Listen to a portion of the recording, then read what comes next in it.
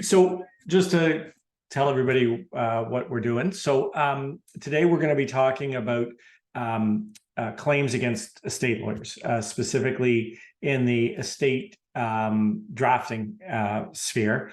And what Ray will tell us shortly is what trends we're seeing and what prevention steps that we can take to avoid these kinds of claims. So, Ray, can you hear me now? Yes, we can. Thank you. Sorry, my technology is not working for me today. Well, let me introduce you and welcome everybody. So this is Ray LeClaire, and he's we've met Ray many times at conferences. He's the vice president at LawPro and has been there since 2008. Ray speaks frequently on loss prevention issues. And we're thrilled to have him here and joining us today at East State Academy about claims against estate lawyers and the trends and what we can do to reduce them. So over to you, Ray. Thank you very much, Jordy, for the invitation, and thank you. Hello to everybody. It's a pleasure to be here to chat about these things.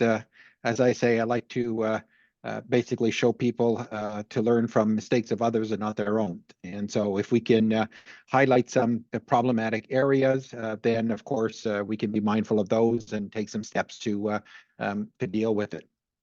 Do you want me to start my presentation? And I have a PowerPoint. I know you've got some slides to share with us about trends that we're seeing in estates. And I do. Are you able to share? I think I made you a co-host, so. Yeah, and I'm just there we go. Great. Let me just bring that up. There, everybody can see? Great. So what we have, so we'll talk about, we have a number of claims, obviously, generally. As you can see, we have, we're predicting over 3,000 claims this year. We have over 4,000 claims that are open. Both of those lines seem to be increasing, which should have people concerned. But you have to factor in the next basically diagram there shows the number of claims that we have per lawyer. And so basically, on average, we have 100 claims per 1,000 lawyers. That is fairly consistent. All that line seems fairly jagged. Our actuaries tells us that's fairly consistent. And so, yes, our numbers are going up in claims, but we have more lawyers. So on trend, we seem to be okay. Of course, people think that only bad lawyers make mistakes. No, anybody can make a mistake at any time. Our records now up to date show that 42% of lawyers who have been in practice have had a claim. They're usually 2 to 3 years after the work has been done. In estates, it may be actually longer. So we find that lawyers in 6 to 25 years of practice are the ones who are reporting. And a favorite question we get is there an area that has better or worse lawyers, geographically speaking? And we have not been able to discern that from our statistics. There is no one area that is better or worse. Basically, any area of law that lawyers are practicing, we have claims. And so let's dive into those claims. Where do we see claims? Of course, litigation and real estate, number one. Number two, wills and estates are number three. The problem is wills and estate is a growing area. So we're seeing more claims in that area. I think it makes a lot of sense in that demographics are basically that we have a lot more estates and more transfers between generations. And when you have that kind of situation, somebody's not going to be happy. And of course, if a beneficiary is not happy, it can be that mom and dad provided that way. It must be the lawyer who screwed up. And so that's where, we see a number of claims. And we look at claims on account and also by cost, and you can see that the numbers really don't change. Why do we see claims? So we try to determine where the claims are, why lawyers are making claims. So communication is number one. Number two is inadequate investigation. That used to be number three. And that is a concern also because that is a growing area. And you'll see in a minute that when we combine wills and estates area and inadequate investigation, that is a deadly combination. And so we have to be mindful, again, cost, looking at costs. Looking at, so just wills and estates. So you can see inadequate investigation becomes the number one reason why we have claims in wills and estates. Communication is still a very big element, and errors of law, some, but basically inadequate investigation. We'll take a look at what exactly that means. I asked for a breakdown as to where we saw these claims in real estate, in wills and estates. And you can see by count, wills challenges are the biggest reason why we see claims. Drafting errors, we'll talk a bit more about that. Advice to the estate trustee, underlying estate litigation is another issue, and so on. And we take that again by count or by cost. And you can see, in fact, by cost, the drafting errors are much more significant to repair. Now let's do a deep dive onto what exactly do we mean by inadequate investigation. Basically, we are typically looking at not identifying the potential beneficiaries. You're not getting the full picture of the testator's family and beneficiaries, making sure that everybody's identified and taken care of, or somehow properly identified as to why they're not being taken care of. Have we identified all of the assets? And often we do have the assets, but we haven't determined the title or confirmed the title. And this is an issue we're seeing more and more now these days. Clients are hesitant to be spending money, and they don't want you to be doing due diligence. And so they don't want you checking title to see who actually is registered on title. And they're telling you we're joint owners and we're joint tenants, and just take our word for it. And lawyers are then in a dilemma, because do you follow client's instructions not to do due diligence, or do you follow your best practices of doing due diligence? The answer here is, if you follow client's instructions, make sure they're documented. And so in your reporting letter, in some kind of advice, in a signed doc acknowledgement, have the client sign to say, we know you're supposed to do due diligence doing a search. We're telling you not to. Here's, proceed on this basis. And that way, when it does determine that the clients are not joint tenants, then of course you can take that, and that will protect you. Confirming the spelling of beneficiaries. We've seen some cases where, Sally was named as a beneficiary. Well, in the family, there are two Sallys. There's a daughter and there's a niece. Which Sally did he mean? The other thing is charities. We see a lot of charities are named. Charities somehow have very similar names to themselves. And so verify with the Revenue Canada how exactly that charity is registered to make sure that you have the right charity. Can I just stop you there for a second, Ray? Absolutely. These are all, especially about the assets, the and potential beneficiaries. That really is inadequate investigation type claims. And I speak to lots of lawyers, and some lawyers say, well, I don't want to ask, my clients don't really want to tell me, and why do I need to ask my clients about their assets if we're doing a really simple will and everything's going to the spouse? And so can you address that from LawPro's point of view about, where clients say, listen, I don't want to tell you about my assets? Well, first of all, that's educating the client as to why they should tell you, why it's important to tell you. Also about the confidentiality, that when they tell you about it, that it stays with you, so that this is not being advertised. You explain the value of it, but at the end of the day, if the client still refuses and is instructing you to proceed without, again, it's a matter of documentation. So you should document the fact that you've asked for this information. They're refusing to provide it. And you've explained the consequences of not having that information, how that could affect the will or the succession of those assets. And you have the client sign, or you have it's in the reporting letter, it's in an acknowledgement. And that way, when it does come up, then you have that piece of paper to be able to prove to them, to say, well, yes, but that's why, we proceeded on their instructions. And at that point, we actually have something that we can use to defend the lawyer. The client's not going to be happy, or the beneficiaries are not going to be happy. The client's dead at that point. the beneficiaries are not going to be happy, but at least it's not the lawyer's fault at that point, because the lawyer tried to get the information, asked for it, and explained that is, proper course to do so. But at the end of the day, if the client insists that they don't want to tell, that's fine. Just make sure that you have something to prove that, because if not, then you're left with a client who's, beneficiary is going to say, mom and dad would have disclosed everything. And then, of course, the lawyer says, well, I normally ask for it, but not sure why I don't have the information this time. And the court will go for the client's version at that point. Agreed.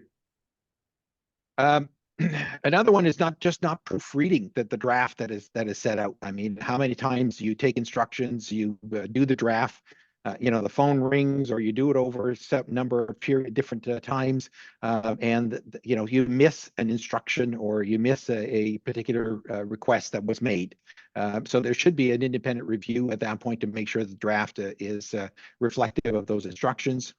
And you should be asking questions, to get all of the information. Now, some people say, well, I know them. They're family, or they're kind of friends. They're good friends. I don't want to be prying. I don't want to be asking those kinds of questions. You don't have a separate standard. It's the same standard, whether that's a stranger in front of you or somebody that you know. If you're not comfortable asking a question, then don't take the retainer. Because you're going to get yourself into trouble. You need to have all of the information. And of course, the last point that I have is documenting.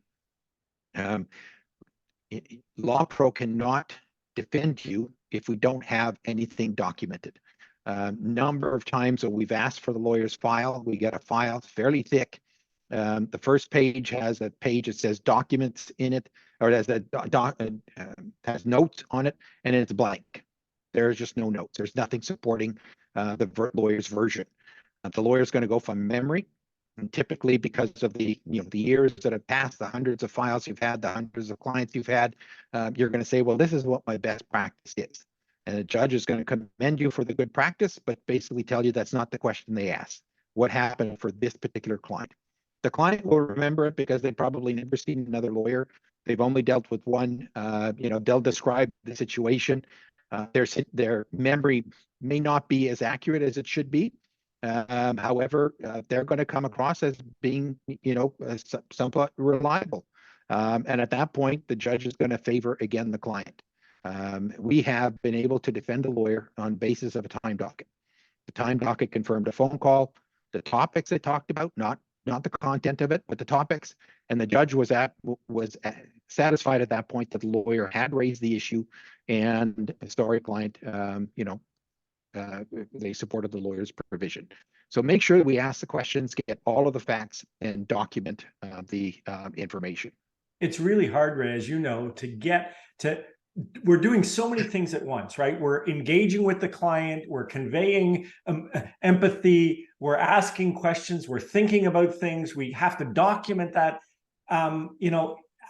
There are strategies, I've talked before about, my preference, which is to record those conversations. That's it's a double-edged sword, of course. If you don't ask the questions, there's no place to hide, of course. But I know we've talked about other people being present as well to take notes, and any other suggestions that you have for this, because it's so fundamental. Other persons not being related to testator. Testator should be on their own. But yes, if having an assistant or a clerk or a law student is a great way. The other way is questionnaires. A preliminary questionnaire sent to the client that has all of the information. That way, you're reviewing the information with the client, as opposed to having to take it down at the same time as you're doing. And so anything that can help you in that fashion. Some lawyers have very specific questionnaires that deal with, how they draft wills. Others, have generic ones. And of course, we do know that there's certain technology out there that does assist in lawyers. And LawPro is very supportive of technology. It's up to the lawyer to understand how the technology works and what is being recorded and privacy and other issues like that. But you know, having taken that or looked at that and do your due diligence on it, anything that can be helpful is of assistance and should be used. I'm glad you didn't mention any software in particular. We wouldn't want LawPro to say anything. But Well, maybe you know, I'll have we something to cannot say we about. can we Sorry, can't Ray. recommend, but we do recommend the use of it. We just don't endorse any specific, at least not at this point. We will have those discussions. Right. So yeah, I mean, I'm just making a list of the things that lawyers make mistakes on, and maybe we'll revisit that at the end. Sure. So please continue. Let me continue that. The next area we have is capacity and undue influence. So the undue influence is, you know, is a testator alone. And so when they're coming to meet you in your office or you're meeting them in person, it's an easier test to satisfy. When you're meeting virtually, then you have to take extra precautions. Who is in the room? Because of course the camera is just zoomed on me at this point now. You don't know who's standing in front of me. You don't know who else is in the room listening to me. And so you should be, as a lawyer, you should be asking that question. And there's a questionnaire. You know, we do have a checklist on LawPro has as to, you know, things to look at. But you know, having the client move the camera around so that you see the room. I see that there's a door behind Jordy now. So, you know, I should be asking the question, is anybody listening at the door? Because although they're not in the room, you know, is there anybody there that's listening? Again, just to be able to say, you know, that you've satisfied that requirement, and you know, the testator is really the person who's giving you instructions. And that's why I say virtual meetings, you have to be that much more attentive to the details. Also, asking open-ended questions helps understand what the client's state of mind is. They're saying yes and no all the time. You know, I have a lot of clients who came to meet with me. We did the transaction, I explained everything, and they said yes, and they were nodding their head, and so on and so forth. And you know, I heard later when they left that, you know, they had no clue what I said. And so we have to understand that clients don't have that expertise. They may not be digesting what we're saying at the same time. So you want to set it up so that basically you want to make sure that they are understanding what's going on and proceeding forward. Ask about medical conditions. You know, they may they may look in front of you to be in good health, but you should be asking, you know, are they on any medication? Are they on? Is there anything that is of concern? Again, you wouldn't want to be embarrassed when the beneficiaries make a claim against you to tell, you know, to find out that the person was heavily drugged because of some condition. Again, it may not have an impact, but it's again just to, you know, have the parameters as to, you know, is there anything that you should be concerned about? Is there anything that anybody else? And it's not as much a concern for the lawyer, but it's basically for the validity of the will of the client. To make sure that they have that capacity, so that you're not that won't be questioned going forward. You want to confirm, of course, that it's their wishes. You know, why are they making those decisions? What, especially if it's different. I mean, you know, if they have 3 kids and they're transferring to all 3 kids equally, then that's fairly simple. But when you have, you know, different combinations or different allocations, then you want to know exactly why that is. Does the client understand, you know, all of the parameters? We're talking about joint tenancy, tenancy in common. We're talking about, you know, survivorship and executors and so on. Do they understand what those terms are? And so it's not a matter of talking down to clients, but it's having an ability to be able to have that rapport to clients, make sure that they understand. It's sometimes, you know, it's an education process. We're getting instructions, but at the same time educating them. And it's, you know, how do you educate them? And some people have a pamphlet or somehow, you know, a preliminary document that they send out showing the various components. Others, you know, do it verbally. So, and all of it is okay. At the end of the day, capacity, though, is a legal question. We get this all the time. You know, should I get a doctor's opinion? Uh, medical evidence can obviously assist, but at the end of the day, it's a legal question for the lawyer. The lawyer has to be satisfied that the client is there, present, understands, and is doing it of their own free will. I don't know, Jordan, if you have any comments specifically on dealing with that. Yeah, I mean, in high risk situations, some sort of independent assessment by a specialist is almost a well done one is almost impenetrable from a challenge. And so, but you're not going to do that every time, right? And the client's got to be willing to do it. So, again, we've had many discussions on this at East State Academy at our webinars about note taking and questions to ask. And the number one question that everybody wants to know when you're doing it, when a will challenge happens, is why? Why did the testator do this? And good notes on that really are so crucial.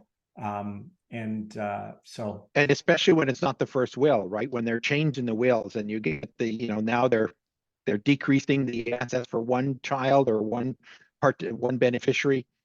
It's good to understand what the rationale is and to be able to support that because sometimes it may very well be are they actually doing it for the right reasons, and are they is it legal to do? I mean, to a certain extent, I don't think we see that many issues anymore with non-legal reasons, but we could definitely fall into that territory. And number one is the testator's understanding, and I've made this argument many times that seeing is better than just hearing.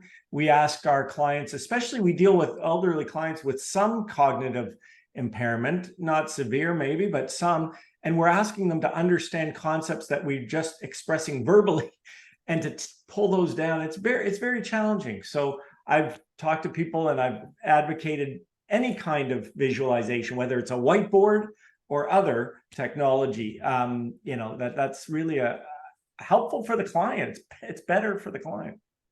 And very simple to do also. I mean, just on a piece of paper, you don't have to go technology or whiteboard or anything, but on a piece of paper, I mean, you can just draw a family tree so that they can, confirm that that's the situation. Then you just list the assets.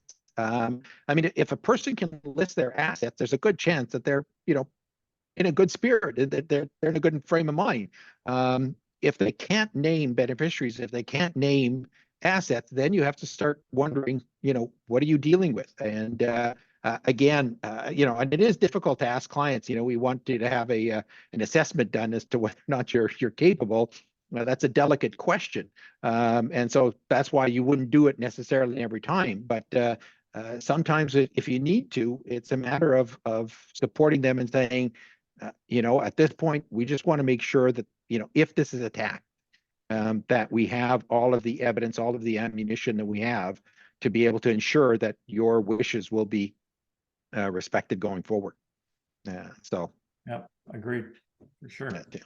We just have about 5 minutes left, right? So okay, well, I'm coming. Next thing is, I talked about documentation, but a complete and timely reporting letter. You should have it, indicating what changes were made, what decisions were made, how the circumstances came about. You want to get information there to make sure that that's very clear. You want to also discuss as to,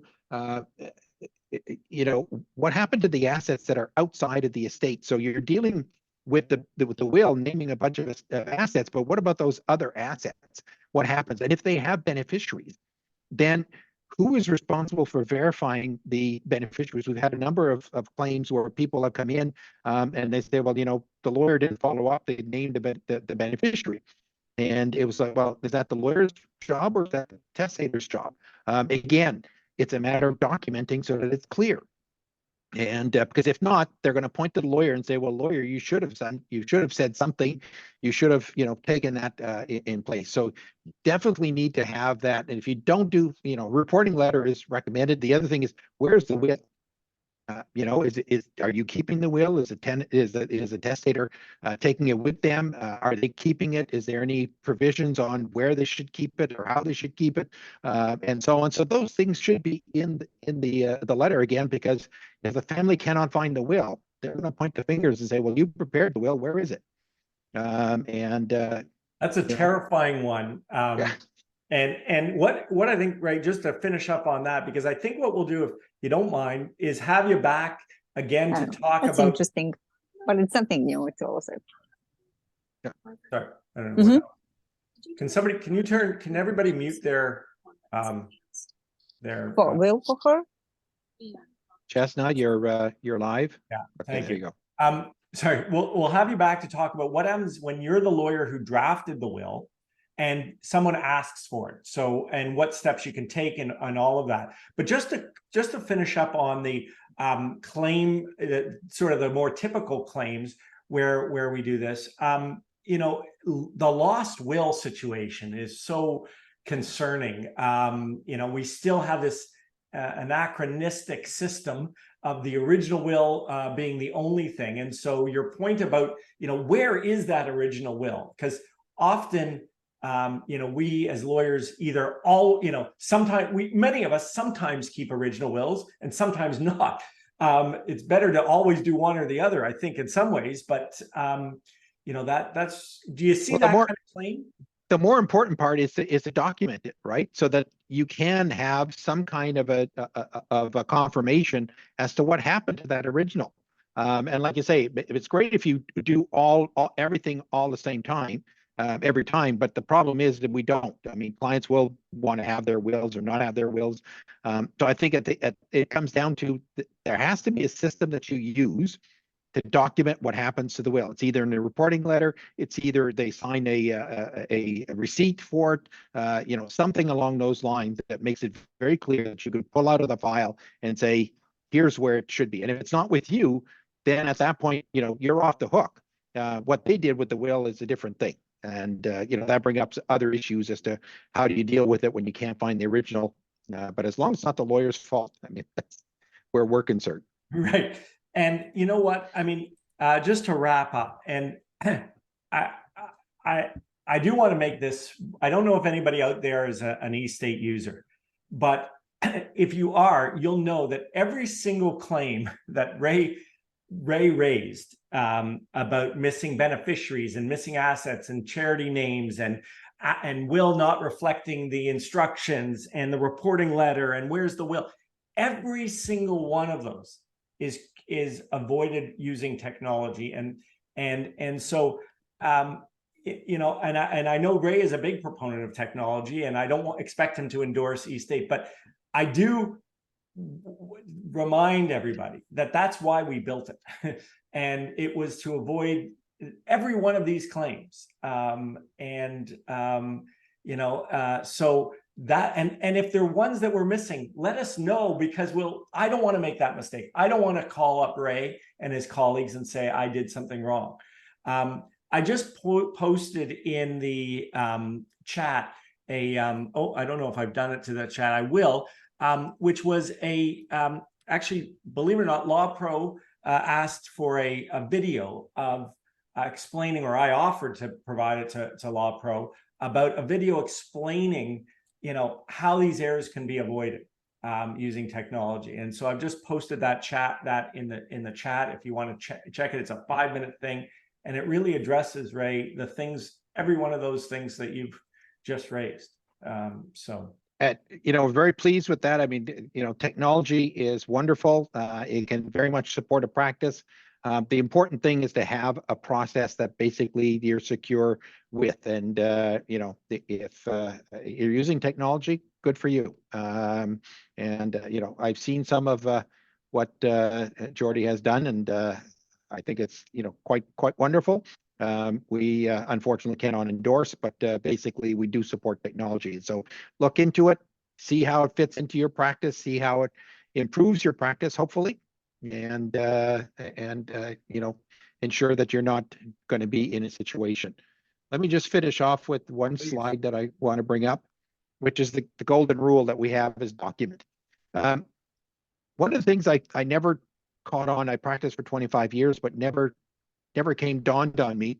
I used to have clients 1-hour sessions, and I'd be with the client for an hour, and then I'd have another client for another hour, another client for another hour, thinking that I'm going to finish my instructions or my notes at the end of the day. And of course, you know, babysitter calls, and you know, you're off to pick up the child, and you don't finish the notes. watching TV, you see the psychiatrist. You know, the patient comes in, they sit down on the couch and they talk about, for the hour, but at 50 minutes, they're basically sent out saying their session's over. What happens in the other 10 minutes? That specialist at that point is making notes. And so why do lawyers not do the same thing?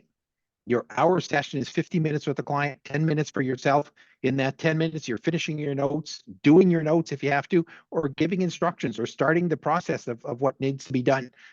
So I encourage everybody to adopt their practice so that, they're not waiting to the end of the day, because of course, the end of the day, always something happens. So just be sure to document and find a way to get to document everything. Yeah. We have too many things going on at once. And so we need to make the 50-minute hours makes perfect sense, right? Thank you. Yeah. So thanks, Ray. We'll love to have you back again to talk about that other issue, which is what happens when you're somebody's looking for the will you drafted, and your notes. So thank you so much. Thanks to everyone else for being here. We will. I know there's some topics that were raised in the chat, and we'll get to them eventually. They're on our list because some of them we've done before. So thanks, everybody, and have a great week, and we'll see you next week.